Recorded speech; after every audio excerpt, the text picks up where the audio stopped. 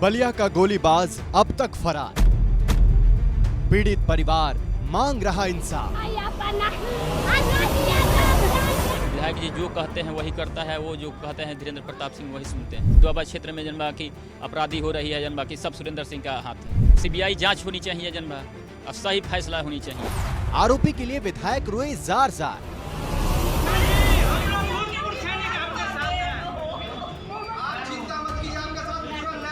दूसरे पक्ष का प्राथमिकी दर्ज नहीं हुआ तो मैं निश्चित रूप से कह रहा हूं कि सत्याग्रह पर बैठूंगा और आमरण अनशन करूंगा, भले जीवन का अंत कर लूंगा।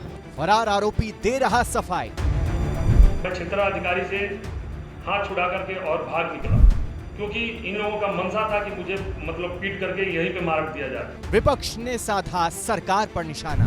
जंगल राज कहना भी योगी सरकार को कम होगा। उत्तर प्रदेश में न कोई कानून है, न कोई व्यवस्था है, एक बहसी और दरिंदों का वहां पे राज चल रहा है। अखिलेश के सवाल पर जाति का काट। तो यदि तुमको यादव प्रिय है तो सुरेंद्र सिंह को भी छत्री प्रिय है, इसलिए छत्री बालक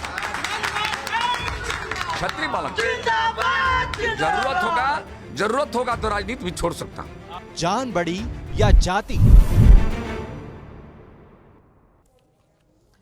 नमस्कार, एबीपी न्यूज पर हाजिर हूं मैं रुमाना इसार खान। उत्तर प्रदेश के बलिया में सरेआम गोली चलाकर एक शख्स को मौत के घाट उतारने वाला आरोपी धीरेन्द्र सिंह अब तक पुलिस की गिरफ्त से दूर है।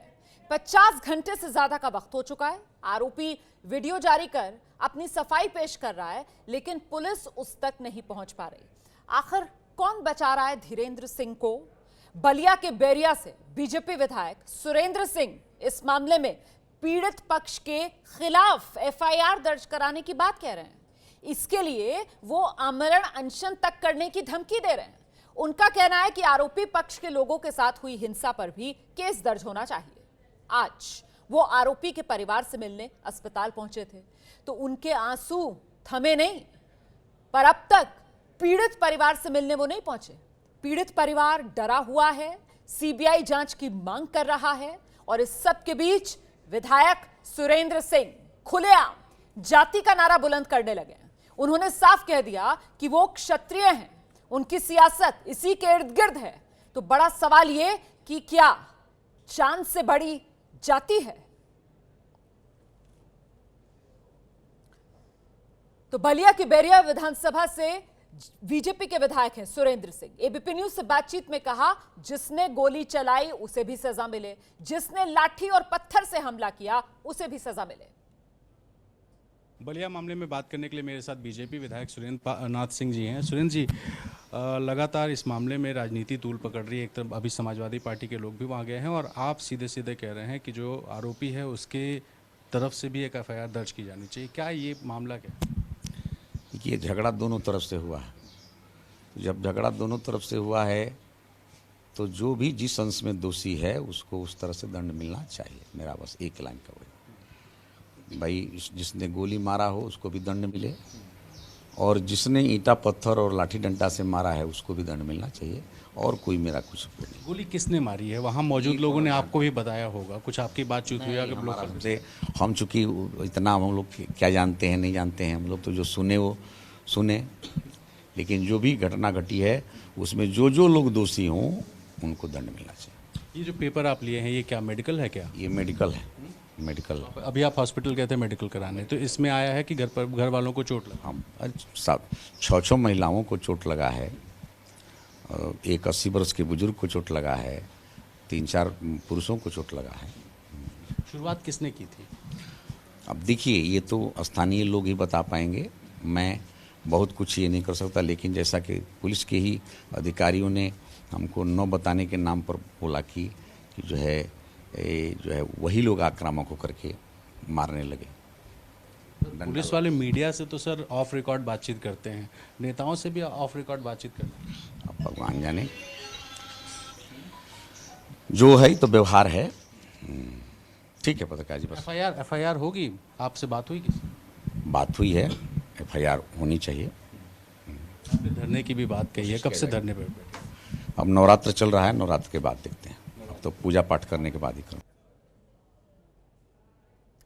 और आइए आपको परिचय कराती हूँ। खास मेहमान आज की इस चर्चा में बीजेपी के प्रवक्ता हैं मनीष शुक्ला, वो हमारे साथ मौजूद हैं। समाजवादी पार्टी की तरफ से सुनील सिंह हमारे साथ मौजूद हैं और हमारे साथ पूर्व डीजीपी उत्तर प्रदेश विक्रम सिंह जी जुड़ रहे हैं इस चर्चा में। बहुत बहुत स्वागत आप सभी का। मनीष जी, पहले आप ये बताइए मेरे दर्शकों को कि ऐसा क्यों है, विधायक जी को जान की कद्र नहीं, जाति की इतनी फिक्र क्यों है? देखिए रोमाना जी, पूरे बलिया प्रकरण पर हमको आपको सरकार और प्रशासन ने क्या कार्रवाई की पहले उसको देखना चाहिए।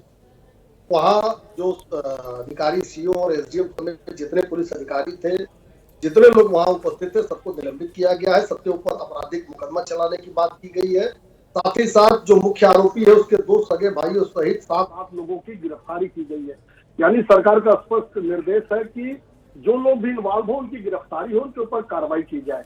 जो विधायक जी कह रहे हैं, जो आपने अभी दिखाया है, आपने जो दिखाया उसी के आधार पर मैं कह सकता हूँ। उनका ये कहना है कि वहाँ मारपीट हुई है और दोनों पक्ष के लोग घायल हैं, तो उनको भी अपनी बात रखने का अधिकार है। इस देश में तमाम लोगों को, तमाम तरह के घटनाओं में शामिल लोगों को अपनी बात रखने का अवसर इस देश का संविधान और कानून देता है। बिल्कुल सही अपना देंगे, लेकिन सरकार का ये मानना है जी कि जो लोग भी दोषी हैं, देखिए सर्वप्रथम तो हमारा मानना कि जो अधिकारी वहां उपस्थित थे उन्होंने कर्तव्य परायणता में ढील दी, जिसके नाते से ये इतनी बड़ी घटना घटी।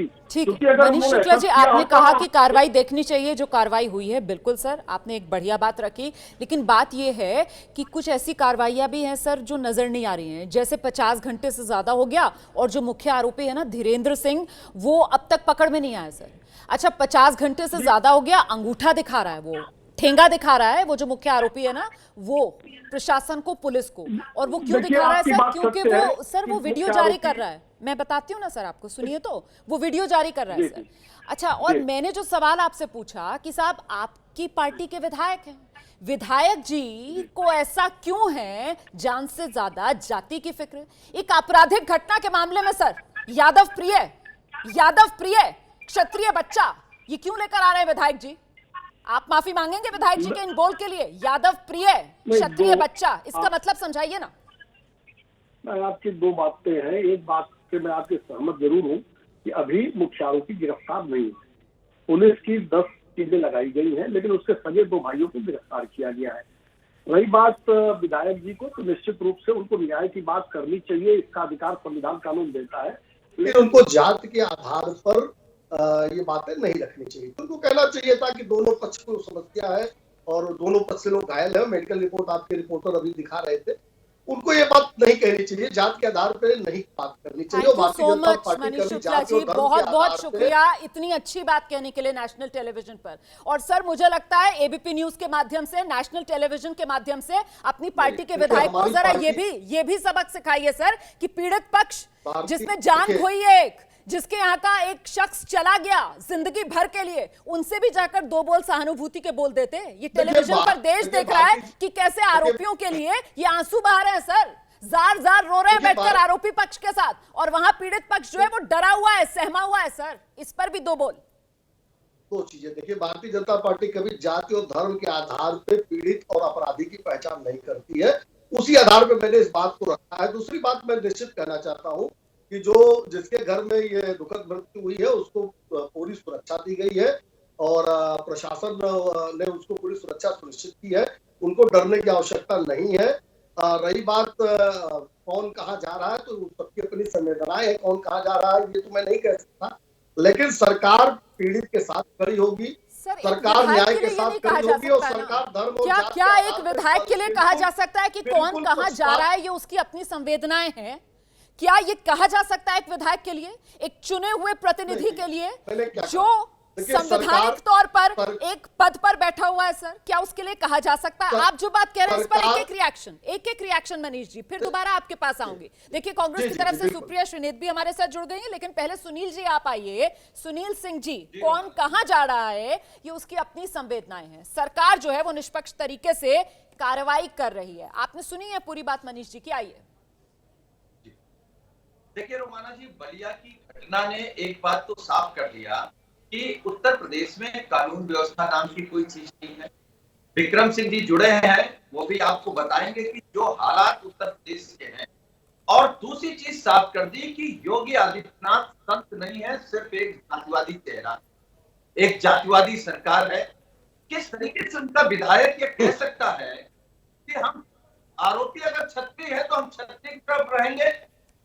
मैं आपके चैनल के माध्यम से कह सकता हूं, सुरेंद्र सिंह कुछ भी हो सकते हैं, छत्री नहीं हो सकते हैं।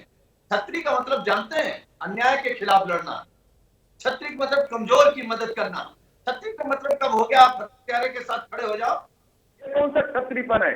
इनको अपना डीएनए टेस्ट कराना चाहिए, जो छत्री के नाम से कह रहे हैं कि हम आरोपी के साथ खड़े हैं। चले, अब आप जातिवाद से डीएनए पर पहुंच गए। आप जातिवाद से डीएनए पर पहुंच गए। एक मिनट, एक रिएक्शन सुप्रिया जी से भी ले लूं, उसके बाद मनीष जी आपके पास आऊंगी। सुप्रिया जी आइए। बलिया की घटना, यूपी सरकार की तरफ से कहा जा रहा है कि जो कार्रवाई बनती है वो कर रहे हैं। बाकी अपने विधायक के बयान के लिए आपने सुना ही, अभी नेताजी ने कहा भाई जो जहां जिसकी संवेदनाएं हैं वो वहां जाएगा। ठीक है, जहां जिसकी संवेदनाएं है वो वहां जाएगा, लेकिन जब वो कहते हैं कि ये तो क्रिया की प्रतिक्रिया थी, वो तो ठाकुर है इसलिए मैं उनके साथ खड़ा हूं, और वो बार बार कह रहे हैं कि भाई उन पर भी अटैक हुआ था, तो ये अगर उनकी व्यक्तिगत जिसको कहते हैं राय है, वो निर्वाचित विधायक है, वो उन 312 विधायकों में से एक है जो भाजपा के, तो पार्टी उनके खिलाफ कार्रवाई करे। ठीक है, मैं मानती हूं कि जो ये कह रहे हैं कि भाई प्रशासन अपना काम कर रहा है, पार्टी उनके खिलाफ कार्रवाई करे। उन्होंने पहली बार तो ये अनौचित्य बातें नहीं करी हैं। उन्होंने हाथरस की बच्ची के लिए क्या क्या कहा है ये सर्वविदित है, और मैं शर्मिंदा नहीं करूंगी आज नवरात्र की शुरुआत में लड़कियों को उनकी बात को दोबारा कोट करके। उन्होंने तो बड़ी उल जलूल बातें कही, उनके खिलाफ कभी भी एक्शन नहीं होता है, इसमें क्या एक्शन होगा? आज वो आरोपी जो कि कैमरे पे कैद है, और एक बात मैं आपको और बता दूं, उत्तर प्रदेश की कानून व्यवस्था का तो ये हाल है कि दिन दहाड़े हत्या होती है, कैमरे पर कैद है वो हत्या, 6 पुलिसकर्मी वहां खड़े होते हैं, उसको गिरफ्त में लेते हैं और वो वहां से भाग जाता है। और भाजपा के सदस्य शायद ये नहीं जानते कि उनके 2 भाइयों को गिरफ्तार नहीं किया गया है, उन्होंने आके सरेंडर किया, और मुख्य आरोपी अभी तक गिरफ्तार है। एक कहावत है गांव में जो कही जाती है, मैं हिंदी में बोलूंगी कि अगर थाने की पुलिस चाह जाए तो मंदिर के बाहर की चप्पल चोरी नहीं हो सकती है। ये तो हत्या की आरोप की बात है, किस तरह की बातें हो रही हैं। ठीक है, अगर शासन सोता ना रहता, सही है, आपने अपनी बात कह दी। सुनील जी ने भी उससे पहले कुछ सरकार को आईना दिखाने का काम किया यहाँ पर। मनीष जी, आपने दोनों की बात सुन ली। मैं आपसे जब समझना चाहती हूँ सर कि विधायक सुरेंद्र सिंह जो है वो आरोपी धीरेन्द्र का बचाव कर रहे हैं। अच्छा, आप यहाँ बैठकर, आप तो मुझे नहीं लगता विधायक जी का बचाव कर रहे हैं, या आप बचाव कर रहे हैं? सर पहले आप क्लियर कर दीजिए अपना स्टैंड, आप बचाव कर रहे हैं क्या विधायक? देखिए आज देखिए डिबेट बलिया की घटना पे है, और बलिया की घटना पे सरकार और पार्टी का क्या मानना है वो मैं आपको बता रहा हूँ। नहीं, दूसरी बात एक बात का मैं जवाब बस इसी पर सवाल है सर कि जब सरकार का नजरिया साफ है तो फिर सरकार ऐसे विधायक को क्यों बर्दाश्त कर रही है सर, जो पार्टी लाइन से अलग जाकर, जो देश की कानून व्यवस्था को ठेंगा दिखाकर अपनी लकीर खींचने की कोशिश में है, जो एक आपराधिक घटना में जाति को ढाल बना रहा है, जो यादव प्रिय क्षत्रिय बच्चे की बात कर रहा है। सर कितने शर्मनाक बोले बताइए। अपराध की घटना हुई है और वहां पर विधायक जी यादव प्रिय क्षत्रिय बच्चा, क्या सर? दो बातों का जवाब, एक बात का और मैं जवाब देना चाहूंगा आपके सवाल के अलावा। देखिए सरकार कतई किसी के साथ नहीं है, केवल पीड़ित के साथ है। किसी के दबाव में वहां का प्रशासन काम नहीं कर रहा है, और पुलिस ने अगर गलती नहीं की होती, अभी श्रीनेत जी कह रही थी, पुलिस की अगर गलती सरकार नहीं मानती तो 1 घंटे के अंदर सभी को निलंबित नहीं करती, आपराधिक मुकदमे नहीं कायम करती। सरकार ने माना है कि वहाँ पुलिस और वहाँ जो एसडीएम थे उनकी कर्तव्य परायणता में ढील थी। दूसरी बात मैं कहना चाहता हूँ, अभी बात कर रहे थे सुनील जी, मैं एक छोटी सी घटना याद दिलाता हूँ। कुंडा में एक सीओ की हत्या हो गई, और ये आश्चर्यजनक घटना केवल उत्तर प्रदेश में अखिलेश यादव ने की थी कि उस सीओ को भी मुआवजा दिया था, मारने वाला यादव जो लोग थे उनको भी मुआवजा दिया था। आप बात करने के किस मुंह से हकदार हैं? और आप बात करेंगे राजूपाल विधायक की हत्या आपके अशरफ ने की थी, और उसकी रात में लाश जला दी गई थी, और कौन से मुख्यमंत्री गए थे देखने? उसकी कोई गया था, समाजवादी पार्टी का देखने गया था। तो आप लोग जिन्होंने गुंडागर्दी की नींव ही रखी अपनी पार्टी में, और आज आप बात करते हो हमारे मुख्यमंत्री जी जाति और धर्म से इधर आरोपी और पीड़ित दोनों को देखते हैं। हम लोग जब अभी अपराधियों पे कार्रवाई कर रहे थे, सर मुझे एक मिनट आपने जो आरोप लगाया मनीष जी आपने आरोप लगा दिया सर। मुझे लगता है अब सुनील जी को आना चाहिए, क्योंकि सुनील जी अभी डीएनए का जिक्र कर रहे थे यहाँ पर। और सुनील जी, अब मनीष जी ने आप लोगों को आपका डीएनए याद दिलाया सर, जवाब दे दीजिए क्योंकि आरोप आप पर लगे। देखिए रोमाना जी, मैं क्रमवार बता रहा हूँ योगी सरकार क्यों जातिवादी है। उन्नाव में जब बेटी के साथ दरिंदगी होती, इनका विधायक, इनकी मुखिया का बिरादरी, इसलिए ये लोग खड़े हो जाते हैं उसके तत्व में। हाथ रखने चारे दरिंदे। ऐसे किसी की बात समझ में नहीं आएगी, ऐसे किसी की बात समझ में नहीं आएगी। मैं आप दोनों से गुजारिश कर रही हूँ, एक मिनट सुनील जी, एक मिनट मनीष जी, मैं जरा सा विक्रम सिंह जी का रुख कर लेती हूँ। विक्रम सिंह जी के पास जाने दीजिए, उसके बाद मैं आती हूँ दोबारा। आ रही हूँ सुप्रिया मैम, आपके पास भी आ जाऊंगी। ठीक है मनीष जी, अपनी अपनी बारी पर, ताकि दर्शक समझ सके। प्लीज गुजारिश है आप सबसे, जरा सा विक्रम सिंह जी के पास चलते हैं। विक्रम सिंह जी, अभी एक बात सामने निकल कर आई, सत्ताधारी पार्टी की तरफ से मनीष जी ने कहा कि देखिए प्रशासन पर किसी तरीके का कोई दबाव नहीं है, प्रशासन बिना दबाव के काम कर रहा है। और उन्होंने बताया भी कैसे जो वहां पर पुलिस वाले मौजूद थे जिनके सामने सब हुआ, उन पर एक्शन हुआ, कार्रवाई हुई है, उनको निलंबित कर दिया गया है। लेकिन मेरा सवाल यह है सर कि जो विधायक हैं इलाके के, वो तो खुद पुलिस को धमका रहे हैं, वो तो उल्टा कह रहे हैं कि अगर तुमने पीड़ित परिवार पर एफआईआर नहीं की तो मैं तो आमरण अनशन कर दूंगा। इससे दबाव पड़ेगा या नहीं पड़ेगा? हमारा जी दबाव पड़ेगा, सत्तारूढ़ दल के एमएलए का ये कह देना मैं आमरण अनशन करूंगा। लेकिन मैं ये भी उम्मीद करता हूं कि यूपी पुलिस मजबूती के साथ संविधान की शपथ जो है उसके अनुसार कार्य करे।